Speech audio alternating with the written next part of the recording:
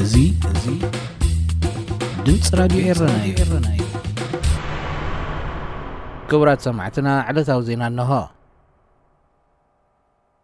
መንግስቲ ዩጋንዳ ኣብ ክልተ ዞባታት ሃገር ኣጽኒዕዎ ዝጸንሐ ናይ ህጹጽ እዋን ኣዋጅ ከም ዘልዓሎ ካብቲ ሃገር ዝተፈነወ ዜና ኣመልኪቱ። እቲ ምስፍሕፋሕ ለበዳ ኢቦላ ንምግታእ ተባሂሉ ምንቅስቓስ ህዝቢ ዝድርት ኣዋጅ ብፍላይ ኣብ ዞባታት ሙበንደን ካሳንዳን ካብ ቀዳም 17 ታሕሳሳት ሒዙ ብወግዒ ከም ዝተላዕለ ቤት ጽሕፈት ፕሬዚደንት ሃገር ኣፍሊጡ። እቲ መግለጺ ኣብዘን ክልተ ዞባታት ንልዕሊ 37 መዓልታት ዝኾነ ምልክት ኢቦላ ስለ ዘይተረኣየ ካብ ሓደጋ ለበዳ ናጻ ኮይነን ኣለዋ ኢሉ። ሰሞያ ጥዕናት ሃገር እቲ ምድራት ምንቅስቓስ ገና ነተወሳኺ 24 መዓልታት ክቕጽል ነይርዎ ብምባል ዩጋንዳ ካብ ሓደጋ እቲ ለበዳ ገና ከም ዘይተናገፈት ይገልጹ።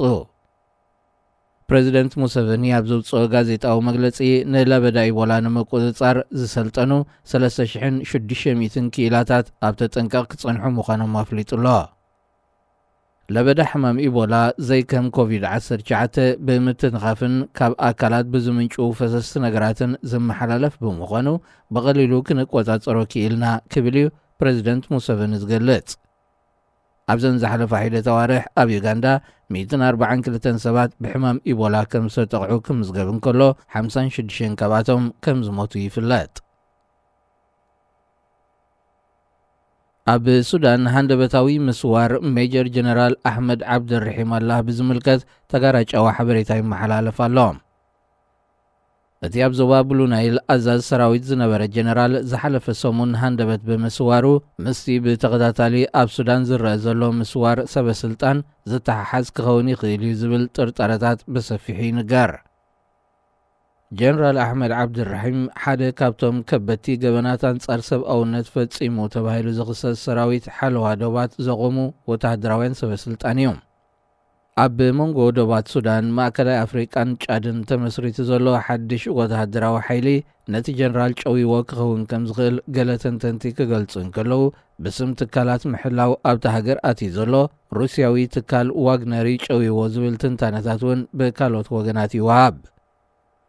ሓደገኛ ምዃኑ ዝንገረሉ ዶብ ሱዳን ማእከላይ ኣፍሪቃን ጫድን ዝተፈላለዩ ዕጡቓት ሓይልታት ዝንቀሳቐስሉ ክኸውን እንከሎ ሩስያዊ ትካል ዋግነር እውን ኣብቲ ዞባ ወታደራዊ ማዓስከር ከም ዘለዎ ይንገረሉ።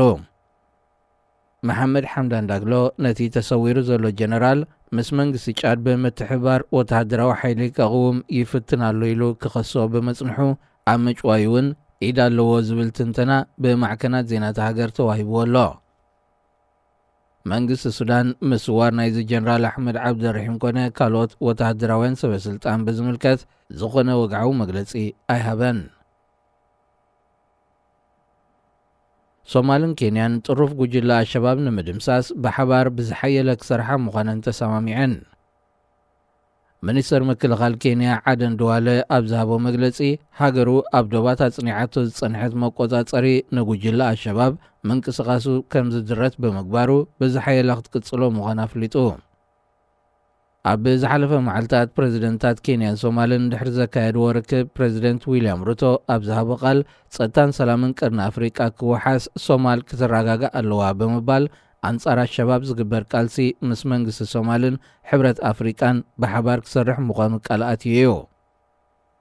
ኣብ መንጎ ዘን ክልተ ሃገራት ዝርከብ ማያት ናይ ብጽሒተ እዩ ዘንቀሎ ዲፕሎማስያዊ ወጥሪ ናብ ኩናት ከየምርሕ ተሰጊኡ እኳ እንተነበረ ኣብ ክልቲአን ሃገራት ሓደስቲ ፕሬዚደንታት ድሕሪ ምምጽኦም እቲ ዝምድና ዳግም ተጸጊኑ ናብ ብሓባር ምስራሕ ኣብጽሒወን ከም ዘሎ ተንተንቲ ፖለቲካ ይገልጹ።